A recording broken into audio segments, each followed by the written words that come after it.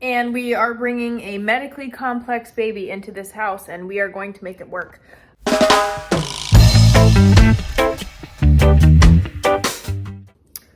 Hey, it's Sam. Sorry, I just drank some water. Mamas, drink water. Wanted to give you a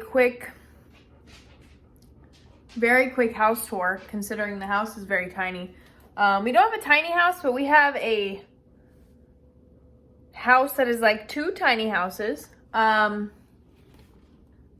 we are bringing a medically complex baby into this house, and we are going to make it work. So quick tour. This is the kitchen. Kitchen's not bad. We've made some improvements. We added the island to it. It used to not have an island, but it's just like a one-wall kitchen. The refrigerator used to be where the door is here. We kind of like tweaked a couple things and it works now. The living room workspace for Chris. And if you come around this way, that's literally the like living and kitchen space. I'll show you again. Kitchen, living, office, all in one. And then if you come through the hallway, we've got the bathroom. The light doesn't work at the moment, so you know, we have a lamp in there. That's gonna be fixed at some point. We had the baby really early, so all the things in the house that I had planned to get done kind of have fallen to the wayside. This is the baby's room, technically, because all her stuff is in it. She's not going to sleep in here, though. There's a rocking chair. I kept the guest bed, which I'm kind of glad that I did now, because we're probably going to have people helping out overnight. Nurses, yes, but also sometimes maybe some family, which is nice if we take shifts and stuff that, you know, there's an alternative place to sleep other than the one bedroom, master bedroom. As far as her stuff goes, I think in this shelving area, I'm probably going to put like medical type stuff, because in this nook over here is kind of where I made her closet. We're kind of short on space, as I've said. And in the actual closet in the room, it's full of like some storage related things like recreational stuff, memory boxes, and you know what kind of stuff that is. And then in here, this is the master bedroom. Everybody kind of stays in here. Puppies sleep in here. The pack and play, it's one of those pack and plays that is like multi-functional. It's got the deep pack and play. It's got a more shallow mattress contraption that you can put in there. And then it's got the bassinet. It has a changing table component to it as well.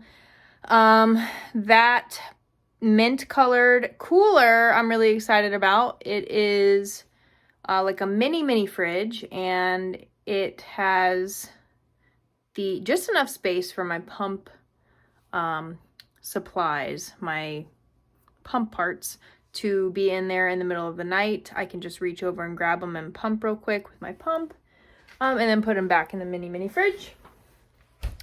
And then we have this really super awkward bathroom that I've had to do quite a bit to get it to be functional. When we first were here in the house, we didn't even use this bathroom. We've recently started using it. So I put down like new floors.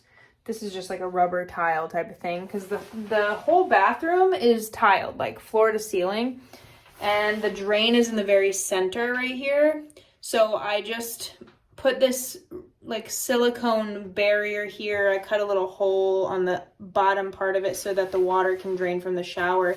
But I really didn't want the water to be getting in over by the toilet and by the sink. So there had to be a couple modifications to that. There's a shower head for like in the actual shower. And this is where we're gonna bathe Violet. We're probably gonna get like a mini foldable bathtub, like a tiny one, because we don't have space to keep anything that doesn't fold.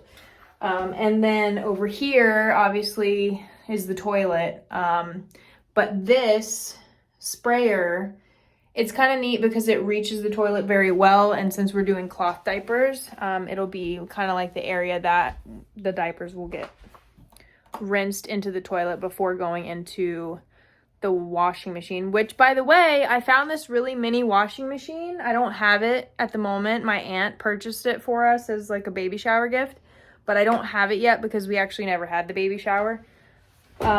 because Violet came 2 months early. So, but it's gonna sit right here next to the, in between the toilet and the sink, and then it'll just drain. So we'll have a separate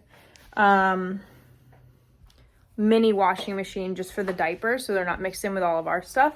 And then my plan is to have an even minier, I like mini things, an even smaller mini washing machine that is just strictly for her trach stuff.